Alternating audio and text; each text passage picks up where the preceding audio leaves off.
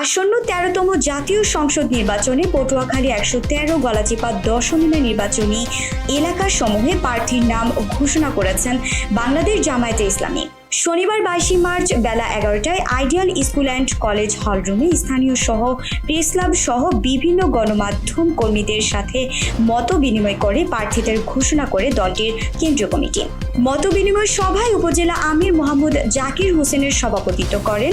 প্রধান অতিথি হিসেবে বক্তব্য রাখেন সাবেক জেলা আমির ও বিশিষ্ট শিক্ষাবিদ অধ্যাপক মোহাম্মদ শাহ আলম। তিনি বলেন, কোরআন হাদিসের আলোকে সন্ত্রাস, ঘোষ, দুর্নীতি মুক্ত সমাজ ব্যবস্থা কায়েম করা সহ এলাকার সার্বিক উন্নয়নের সকল জনসাধারণের দোয়া কামনা করেন। এ সময় বিশেষ অতিথি ছিলেন বাংলাদেশ সুপ্রিম কোর্টের সিনিয়র সহ-সভাপতি, ঢাকা আইনজীবী সমিতির সহ-সভাপতি অ্যাডভোকেট আব্দুল রাজ্জাক, হাফেজ মাওলানা আবুল হোসেন, বেলাল বিন সুলতান, সানাউল্লাহ শামীম, হাফিজুর রহমান ফুরকান সহ উপজেলার পৌর কমিটির এবং ছাত্র শিবিরের নেতাকর্মীবৃন্দ।